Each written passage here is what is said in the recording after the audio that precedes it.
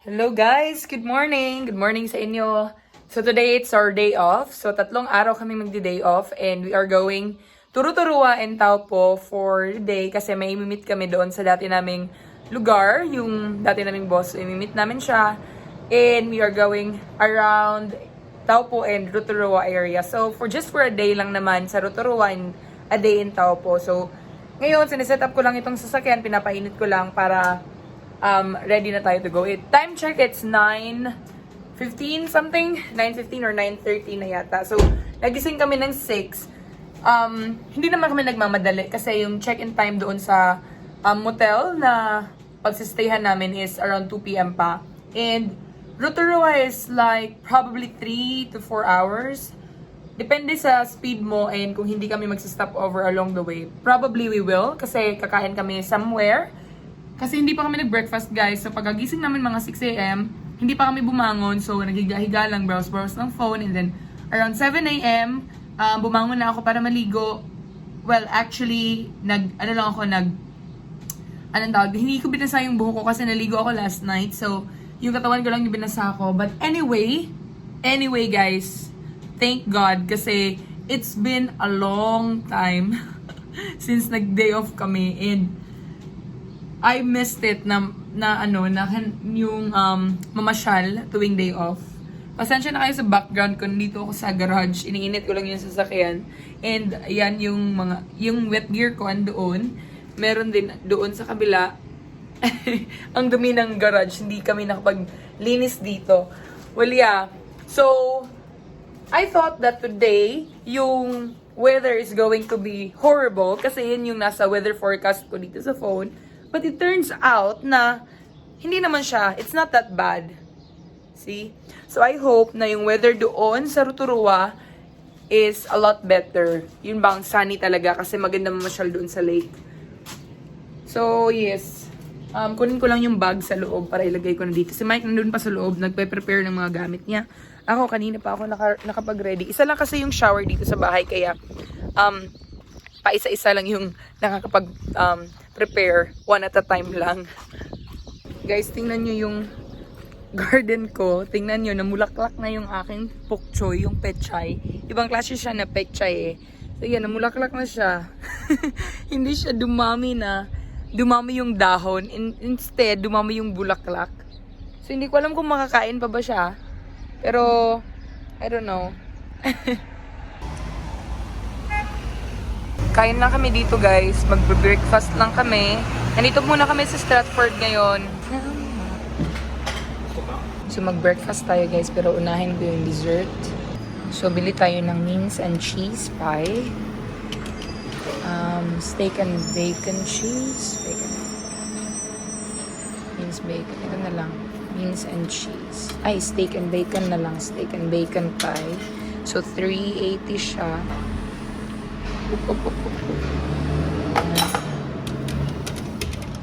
And then for the dessert, gusto ko ng mud cake. So ito, mud cake. Pumili lang ako nito guys. Lasagna and then yung steak and bacon cheese. Tapos mud cake. Si Mike bumili siya ng... Ay, cordon bleu pala yung sa akin. Sa kanya is lasagna and then spring rolls and then itong caramel cake. Andito lang muna ako sa gasoline station guys. Nagpagas lang kami ni Mike and pinark ko lang yung sasakyan dito kasi si Mike nandun sa loob, nagto-toilet siya. So, yes, and labas lang ako kasi lilipat ako sa kabila. Siya yung magdadrive kasi ayoko talagang magdrive. As much as possible, ayoko magdrive dito sa syudad kasi sobrang daming tao. Ayun na si Mike, so lipat na ako. Lipat lang ako sa kabila guys.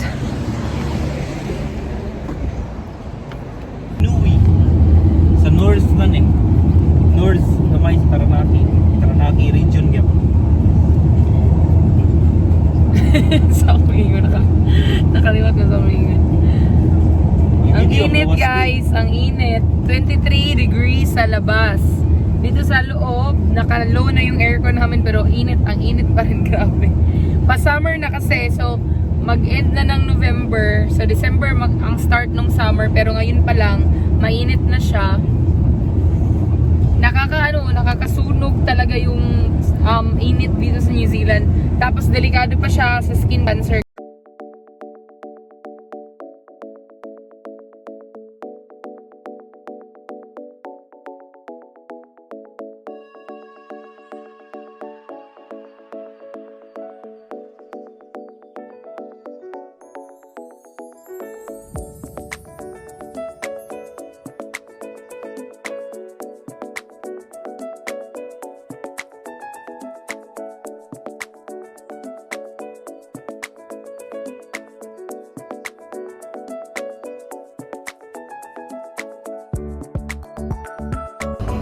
Stuck in the traffic.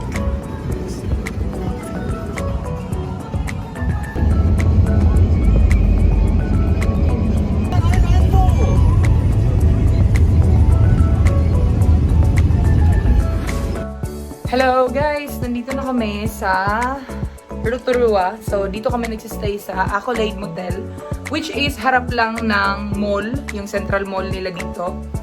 Pero obviously, yung mall nila dito guys, huwag kayong mag-expect na katulad siya ng mall sa atin sa Pinas na madaming story.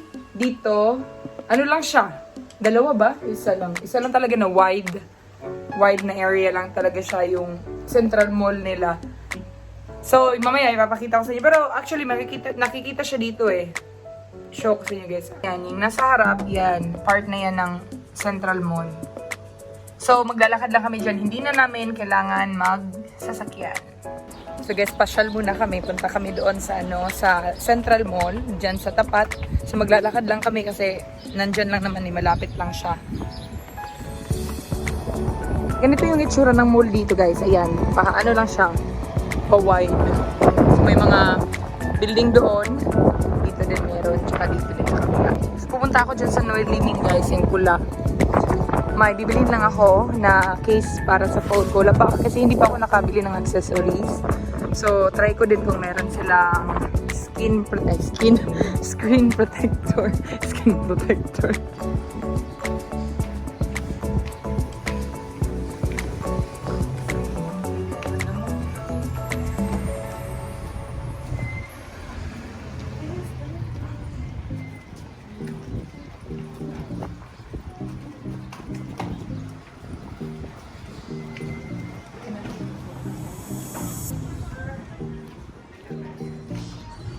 Wala kaming nakita doon sa Noel Liming guys. Mahal yung kanilang mga case. So meron ako nakita sa online, PBTech, ang tawag doon, pbtech.co.nz. So nagtry akong order doon last time, pero hindi ko pinunsid kasi gusto kong makita yung mga pricing ng ibang shop. So mas mura siya doon sa online, kaya doon na lang ako order. Pero ngayon, kumakain lang kami dito sa Rotorua Central Mall, yung nasa tapat ng bahay namin. So, order kami doon sa, ng motel pala. So, order kami dito sa Asakusa, anong tawag din? Sushi.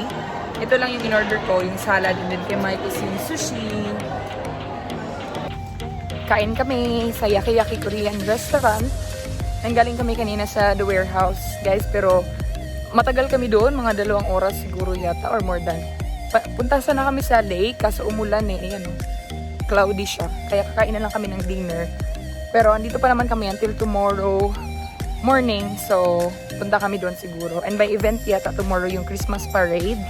So, manonood kami. OA. Yaki.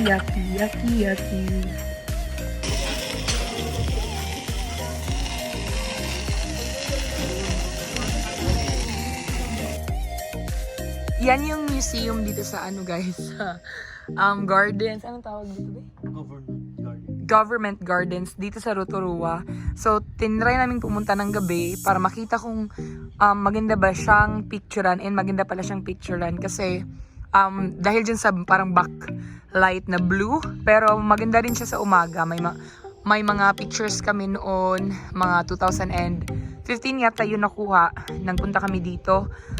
Pero anyway, baka bukas makapunta kami ng umaga dito, kaya mag-video din ako dito sa lugar para makita nyo kung anong nandito. Pag summer kasi meron silang depende sa kanila. Minsan may tulip festival, minsan din may rose festival. Sa spring pala. Pero ngayon pa-summer na, so by end na ng spring, so wala nang mga bulaklak dito sa Rotorua. Mga tinatanim na lang nila na para sa summer.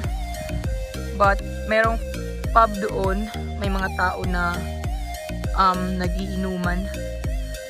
Yun lang, na magna 9 PM na dito. Ayan, makulimlim pa rin, nagbabadya yung ulan. Babalik na kami sa room sa motel para manood ng something or mag-chill out, chilling. You guys, sarado pala yung lake. Sinarado nila kasi parang nagre-renovate sila sa loob. Maganda pa naman yung view dyan. Wala. Ayun. Wala guys. Wala tayong makikita dito sa lake kasi sarado. Sinarado nila. Parang nag-renovate sila ng ng parang yung daanan. Oo, yung pathway. So wala. Sarado talaga. Nilagyan nila ng screen eh. Dito lang meron silang mga playground para sa mga bata. Pero wala yung lake, sarado. Pero nakapunta naman kami dyan maraming beses na kasi malapit lang naman yung tirahan namin dito noon. 'Di ba? Before kami lumipat sa Taranaki. So gusto ko lang sana ipakita sa inyo ulit. Ay, nabasa yung pa ako.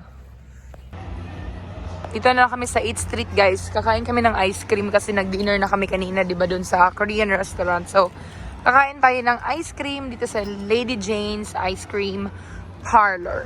Yan. May mga restaurant dyan sa 8th Street, guys. Maganda. Pakita ko sa inyo, guys. Videohan ko. Ito, guys. Ito yung 8th Street. Ang daming mga restaurant sa gilid, diba? Yan. So, meron din dito. Yan sa gitna. Yung mga restaurants. Mga pub, mostly. Mga nagiinuman yung mga tao. Tapos may mga banda pa, yung iba.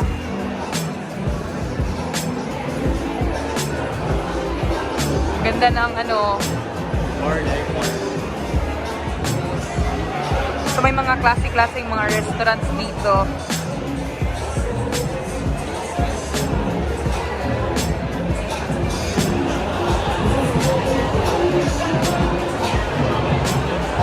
Yan, diba? Iba-iba ng lights.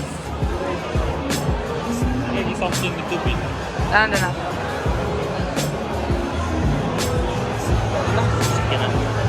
Siguro. Dito guys, meron silang parkingan ng bisikleta. Yan. Tapos pwede mo pang ipadlock sa gilid. Yan. Yan. Pwede mo siyang ipadlock. Tsaka may solar panel yung upuan nila dito. Ganda, diba? Then may mga nakabantay din dyan. Yung mga tao na yan, yung dalawa. Mga sila, parang security.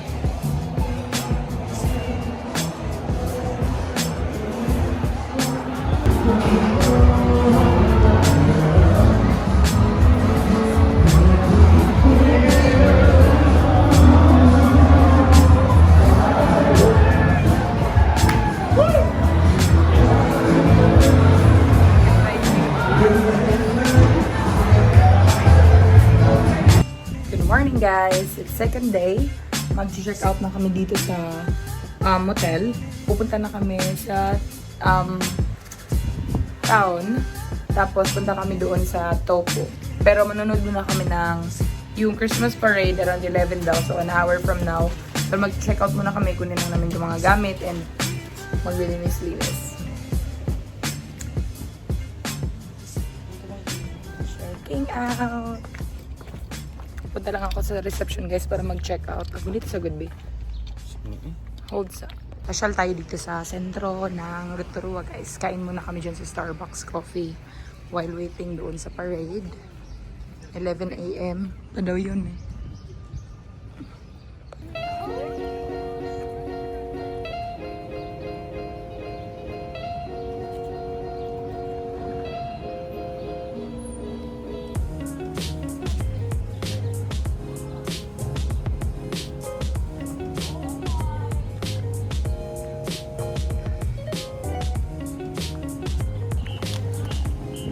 Dito guys, sa tourism nila sa Rotorua, sa may office nila, pwede ka mag-book ng mga tickets para sa mga attractions or just the bus lang mismo. Pwede ka mag-book dito at dito rin maghintay sa bus station nila.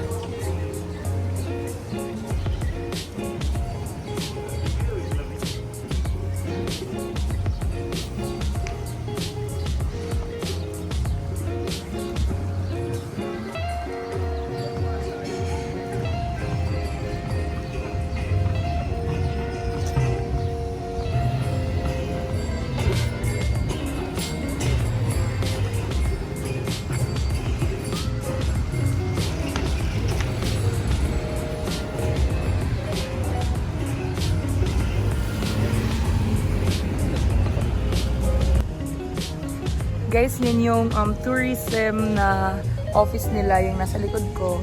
Dito sa Rotorua. So, punta tayo doon sa gardens nila, dito sa Rotorua din. Dito daw yung daan.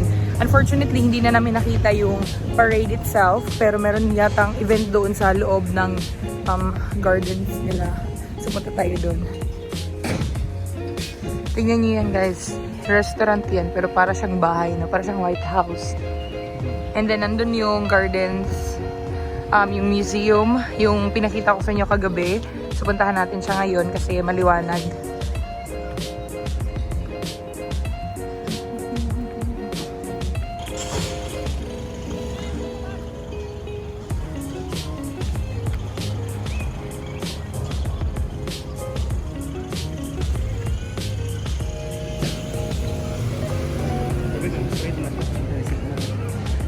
Daming tao dito ngayon, guys.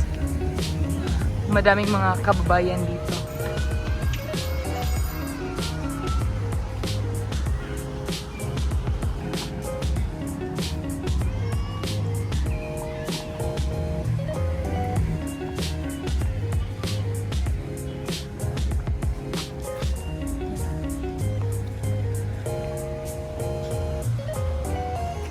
Tapos na yung event mismo, yung parade, pero pwede naman tayong mamasyal na lang sa loob, so pasyal na lang tayo, maglakad-lakad na lang tayo. So ito yung entrance nila. Tingnan nyo yung entrance, ang ganda.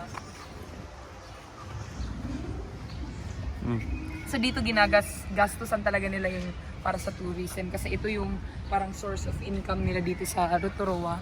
Madami, sobrang daming mga mga turismo dito. Turista dito. So, maganda dito kapag, spring, kasi meron silang event na, meron silang yung bang mga bulaklak, yung mga tulip na festival, meron silang ginagawa dito every spring. So, ngayon, wala na, kasi end na ng spring, summer na eh. Pero okay naman, maganda naman yung view pa rin. So, puntahan natin yung museum nila mismo.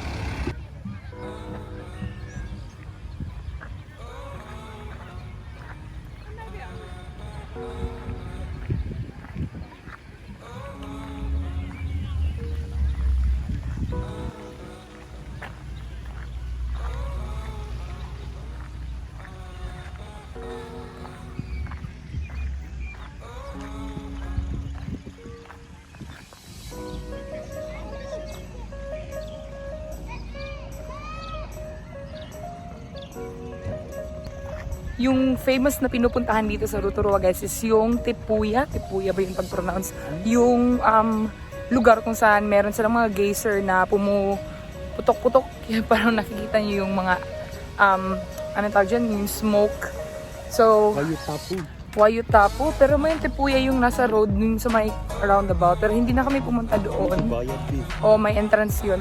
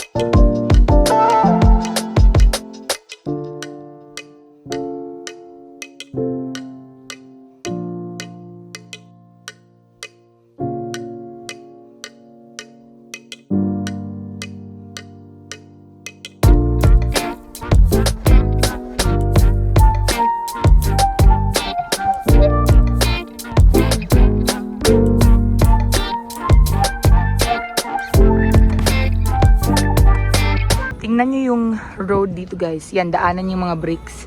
May mga sasakyan na dumadaan dyan. And then sa gitna, merong Christmas tree. Yan. So dito lang yan sa sentro nila, sa Rotorua. Hanggang dyan lang. From there, to there, doon, and then dito. Ang ganda, di ba? Good morning guys. Nandito pala kami sa Taupo. Actually, kahapon pa kami nakarating. Dito kami nagstay sa Quest. Quest apartment pala siya. Maganda siya kasi kumpleto na all furnished na siya. Meron na siyang ref, merong washing, merong dryer. Merong dryer, tsaka merong dishwasher.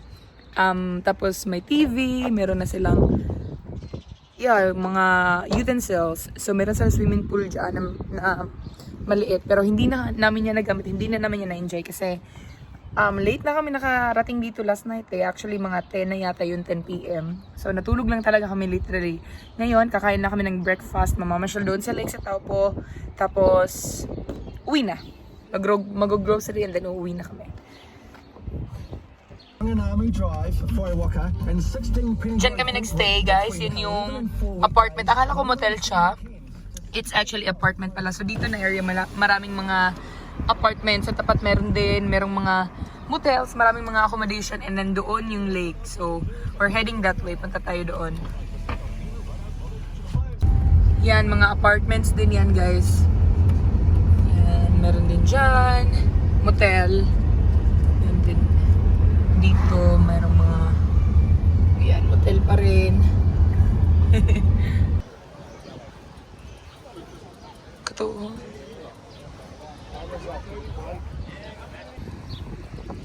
Yan eh. Uy. Si Buba Boop. Baba ito yung pangalan niya? Betty Boop. Labi na yung salida. Si Betty Boop.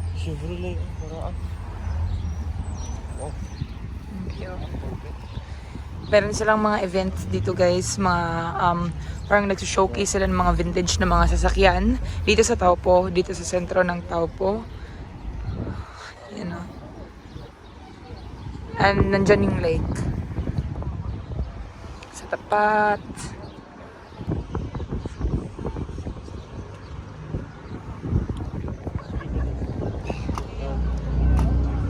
Ang astig ng mga sasakyan guys, di ba? Grabe, ang gaganda ng mga sasakyan. Oh, look at this one. Look at that. Ito pa.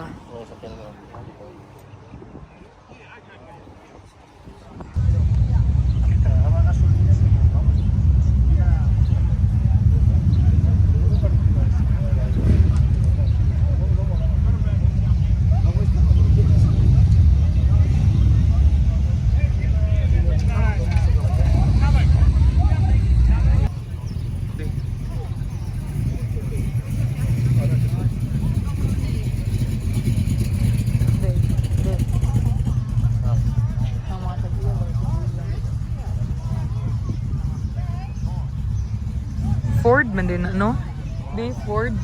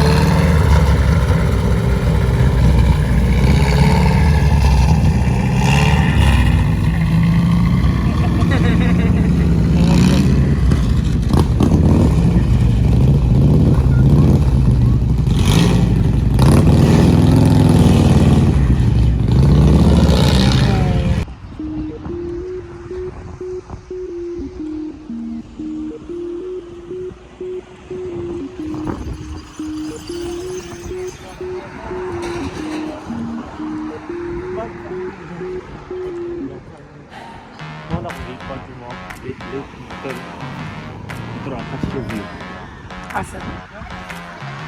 Hello.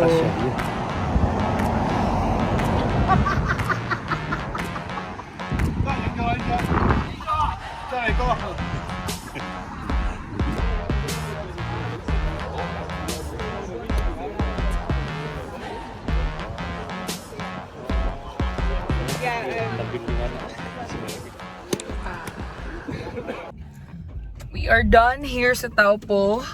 Pauwi na kami guys. So it's 12 noon and then magta-travel pa kami ng mga 4 hours again. Pero mag-grocery kami along the way. Laki ng 127 kilometers. Yeah, 300 pila? 327 kilometers yung Taranaki from here sa Taupo. And na around 12:15 na siguro. So dating kami sa amin 4 p.m. By 4 p.m. daw. So, that's right. 5 siguro kasi mag-grocery pa kami. Ay, wang ganoy, dili fang ganoy. So, yun lang yung vlog ko ngayong araw na ito, guys. Combine ko na lang yung Rotorua and Taupo namin na trip kasi wala naman kami masyadong ginawa sa Taupo. But anyways, yun lang yung vlog ko today. I hope na na-enjoy nyo yung munting tour ko sa Rotorua and sa Taupo. And maraming salamat sa mga nanonood. Don't forget to subscribe na rin and hit the notification bell para updated kayo sa mga bago kong upload. So yun lang, maraming salamat again. Bye-bye!